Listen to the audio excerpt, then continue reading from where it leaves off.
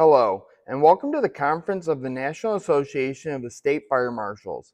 It truly is an honor to be able to speak with you all today and push the message of community risk reduction to fellow fire prevention enthusiasts, rather attending as a state fire marshal or their deputy, a training director, or a representative from NFPA. I thank you all for being here, and I hope that I can help you bring something back to your organization. A little bit about my background. First and foremost, I would like to introduce myself. My name is Andrew Dunning. I have been in the fire service for approximately 10 years now. Of those 10, 7 of them I have been fortunate enough to spend at the Great Oswego Fire Protection District. During my time with the department, I have taken on many roles, including firefighter, paramedic, acting officer, and most recently, fire inspector.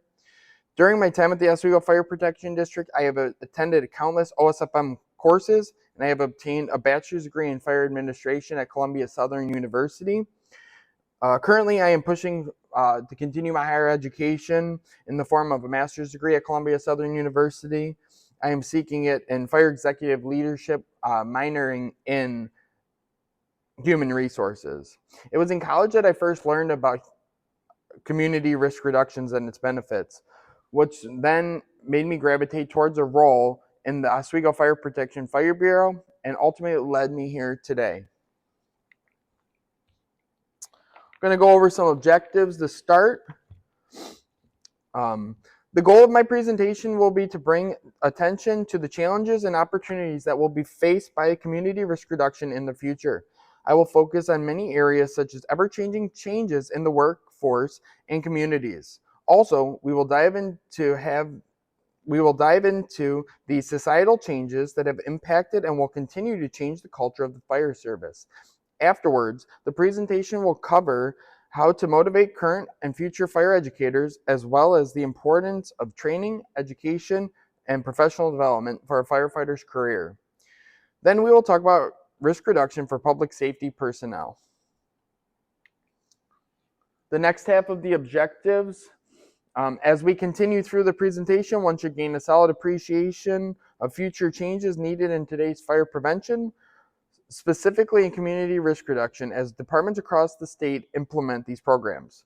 Afterwards, there will be a focus on how to construct CRR and promote buy-in from the community. Lastly, we will talk about risk reduction Lastly, we will review the need to anticipate future changes for fire prevention and the fire service. So a little bit on changes in society. Early on in my fire service career, I was met frequently by our senior members who would talk about the difference between their generation and mine. It was often joked about that today's generation cannot do things with their hands, that kids today did not know how to turn wrenches or even the proper names for the plus and minus screwdriver. At first, I found it easy to roll my eyes, keep quiet, and dismiss their argument. However, as time has gone on, and more thought was given to the subject, there are many differences in today's society from even how I was raised. We are currently in a technology-led society that is given the potential to hurt the sense of community in a town and can be a detriment if not utilized correctly. Furthermore, with the push for college degrees and involvement in white-collar jobs, blue-collar jobs in the country are becoming the minority. This can be seen clear as day in the fire service as we see a lack of volunteers to operate local fire departments. Years before, departments could adequately and fully run with individuals who would volunteer their time and skills frequently. These individuals had a sense of community and the blue-collar skills to bridge into their community's fire department.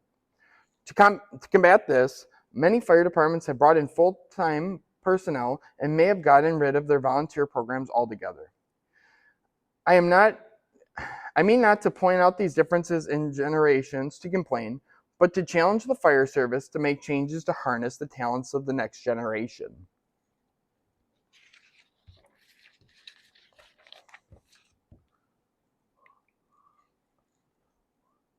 Culture of the fire service, then, now, and where it's heading. As just discussed, the culture of the fire service has and will be ever changing. As we grow, some traditions hold true, However, the reality is that we lose more than we keep. The fire service in the United States dates back to 1776, the same year the Declaration of Independence was signed, when Benjamin Franklin established the Union Fire Department in Philadelphia, Pennsylvania. Since then, the fire service has seen a great change in building construction, infrastructure, and technology. In the early years, few would have even in the early years, few would have even given ever in the early years, few would even have given the consideration for an interior operations attack at a fire. With implementations of municipal water supply, fire hydrants, fire engines, and SCBA, interior firefighting has become a strategy routinely used today in today's fire service. There are so many more advancements I can name. However, even with this short list, it is clear that knowledge and technological advancements are power. Fast forward to the fire service of our parents and grandparents, and the changes are far more subtle. Individuals of this generation spent the majority of their lives without the internet or smartphones. Many of their tactics and strategies implemented were done so by on-the-job experiences and practiced under fire. As previously mentioned, volunteer fire departments were highly staffed and efficiently ran because their members' skills were brought by their other full-time jobs in their blue-collar occupations. Today, volunteerism across the country is down, even in the fire service. Many fire departments have reduced or cut these programs to make room for full-time professional firefighters.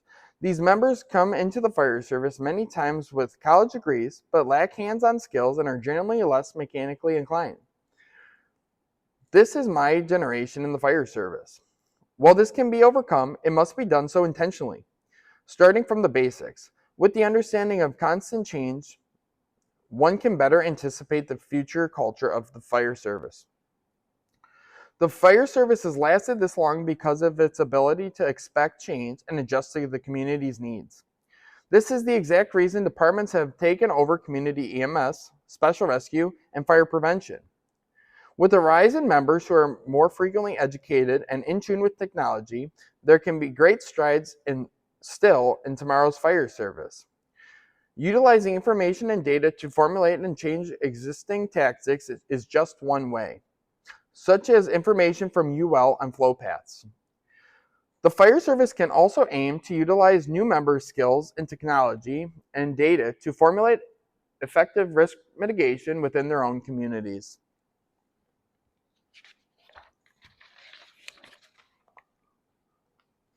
The training program triad.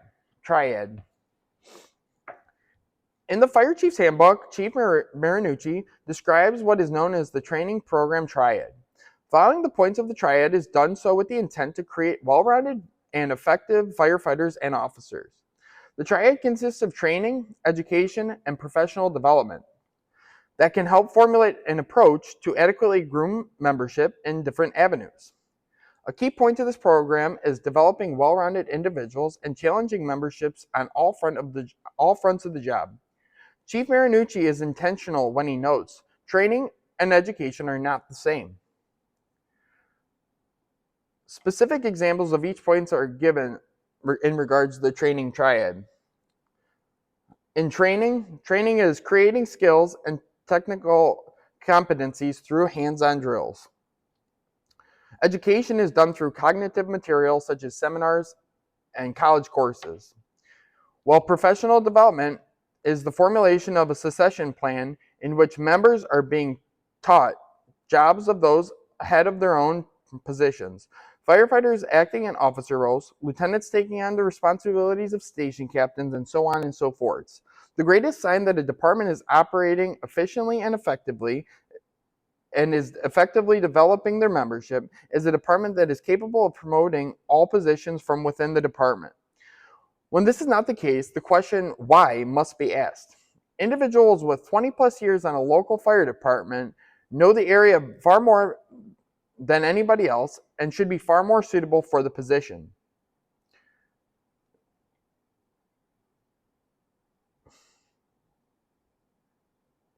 as long as the department is committed to developing their members through training, education, and professional development. As districts evaluate their own ability to mentor and develop future fire officers and fire chiefs, there must also be great consideration for health and safety of their membership. Risk reduction for public safety. For membership to truly buy into an administration, individuals must feel as though their own livelihood is being taken into consideration. Helping promote membership's career with a focus on training, education, and professional development is a great place to start. However, it cannot end there. Firefighters must know and understand the important role that they have on the community as well as the department, and need to know that their health and safety is on the forefront of the minds of the administration. Just as a fire chief must not overlook their role that they play on ensuring that their membership is well prepared and equipped for the inherent dangers of the profession. Often, administrations focus heavily on their roles to reduce risk in the community and forget to apply these concepts within their own department. The health and safety of each member is the responsibility of the fire chief and their administration. Fire chiefs must create a culture of risk reduction within their own fire department. While it's understood that firefighting is dangerous, with the right approach, these risks can be mitigated. Principles of community risk reduction programs can and should be implemented at each department to aid in the overall goal of health and safety for its members. Utilizing the 5 E's of risk reduction, I have given examples of such strategies to help promote the cause of firefighter health and safety. For enforcement, the culture of a fire department is a reflection of the values and the mission of the administration, starting with the fire chief. Membership will not buy into a concept such as health and safety unless they truly feel it's important. It is the responsibility of the administration to make health and safety important to their firefighters. The fire chief must effectively communicate expectations and provide policies and procedures for these initiatives. Furthermore, the administration must uphold their own standards, and firefighters must be aware of the repercussions for failing to adhere to the policy. Policies regarding topics such as physical fitness, PPE on various calls, and cleaning of turnout gear cannot be overlooked. Next is engineering. Buildings and grounds, apparatus and equipment is the administration's duty to oversee. There are many ways in which a district could cut costs in these avenues that some may not even notice. However, risk reduction is often overlooked by members of the community, but still are very effective. After all, very few appreciate a well-placed stop sign or a speed reduction sign until an accident occurs. Fire departments across the state find themselves with out-of-date equipment within their stations and on their emergency vehicles. Part of firefighter safety is ensuring properly maintained and up-to-date equipment. A firefighter should be confident in their fire engine and hose. A firefighter should be confident that their fire engine and their hose will be effective while they're interior making an attack on a building under fire conditions. Engineering goes much further than that. It takes into consideration work environment of the station. Is there effective gear extractors? Are there effective systems that can handle vehicle exhaust? And are there other mitigation efforts being done for firefighter-related cancers? Next is the education side. Firefighters may be aware of general cancer precautions and understand generally how to be safety. However, this cannot always be assumed. The administration must take the time to educate their members, either by presenting the information themselves or by bringing in outside resources. A fire department will experience greater buy-in from their membership in regard to health and safety if they understand their risks. For emergency response, while calls are inevitable, we can set our people up for success to handle most any situation. Intentionality, creating policies and guidelines to aim members at various calls can assist in promoting firefighter health and safety. Establishing a culture where members understand it's okay to call for additional resources to lift that heavy patient at 2 a.m. can help reduce back injuries for the department. Giving line officers the ability to upgrade the alarm to a fire prior to the fire chief's arrival without the ridicule will ensure that adequate resources are responding to the scene early and often. As far as economic incentives, economic incentives can come in many avenues for firefighters as it pertains to health and safety, such as firefighter fitness initiatives that reward its members for conducting physical fitness while on shift. Additionally, providing members with properly maintained gym equipment that they can use on and off duty, or even providing a gym membership at a local gym, can significantly portray to the members the importance of health and safety. These are just examples in which community risk reduction can be applied to promote risk reduction for public employees. Similarly, concepts of community risk reduction can be effective in community outreach.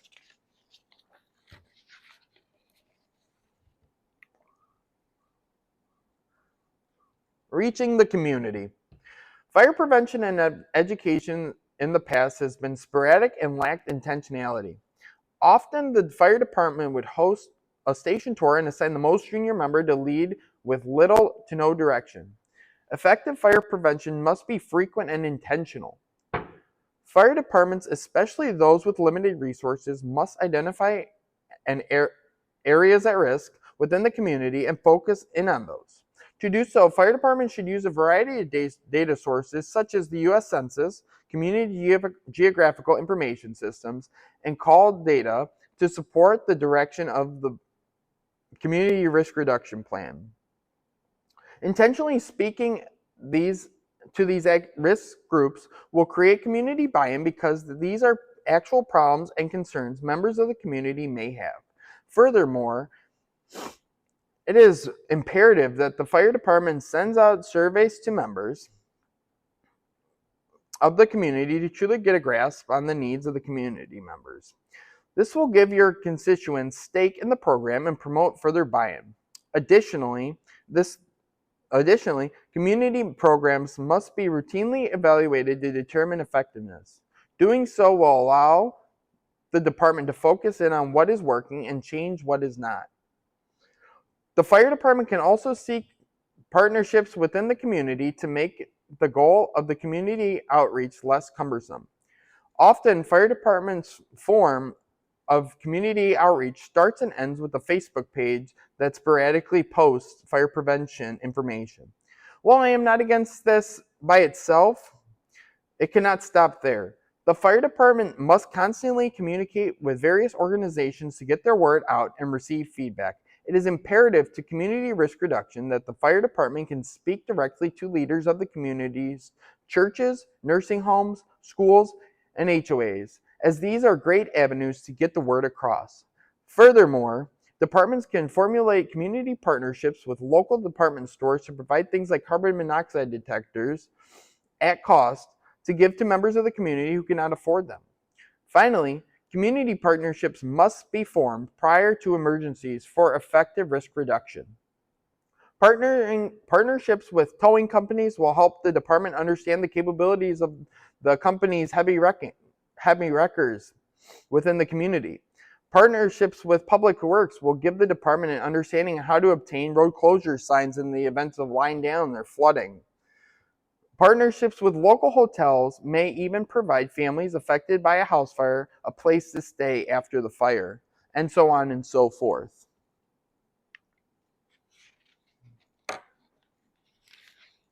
The future of fire prevention.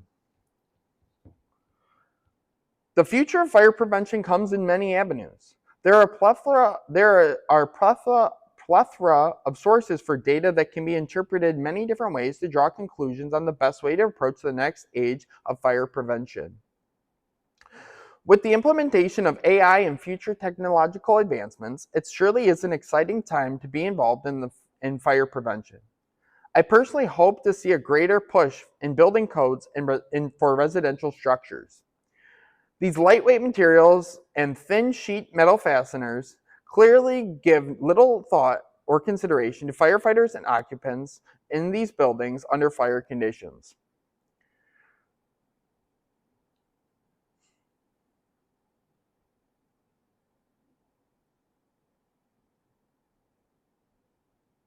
Furthermore, the structure should require their own residential sprinkler systems. Making these additions during initial construction would only increase costs fractionally.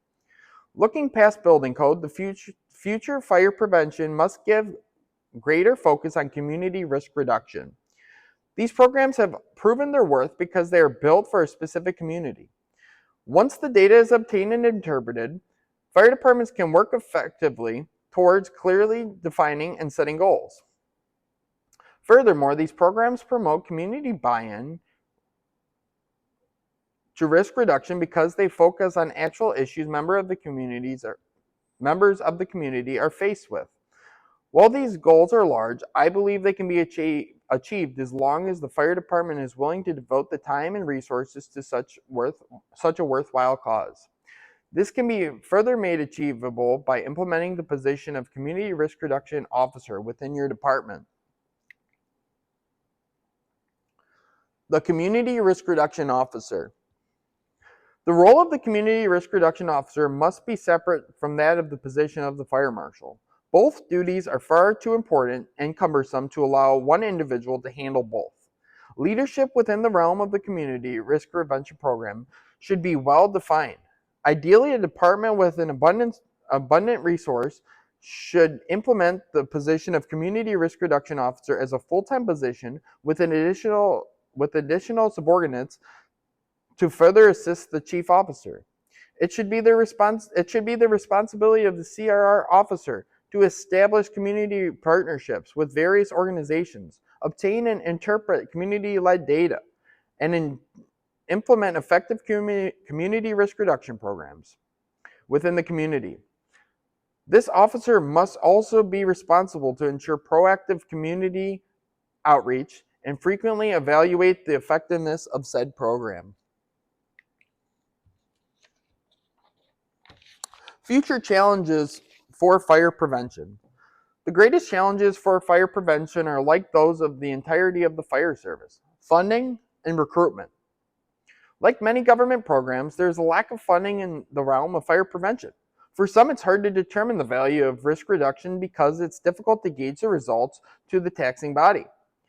Unfortunately, the society in which we live is often a knee-jerk society that wants to know why nothing was done after an incident occurred.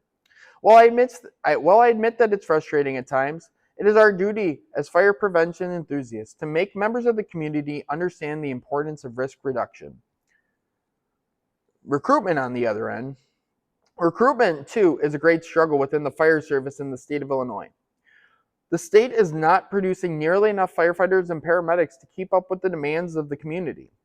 Often, this means reduction in non-emergent jobs within the fire service, such as fire prevention and community risk reduction officer, to ensure adequate personnel are on the streets for emergencies. Overcoming these issues means becoming a voice at the state level and voicing concerns regarding the processes to become a firefighter in the state of Illinois. It also means addressing issues within one's town by being present at job fairs and local high schools. Regardless of these challenges, the fire department has and will exist because of its pliability to ever-changing conditions.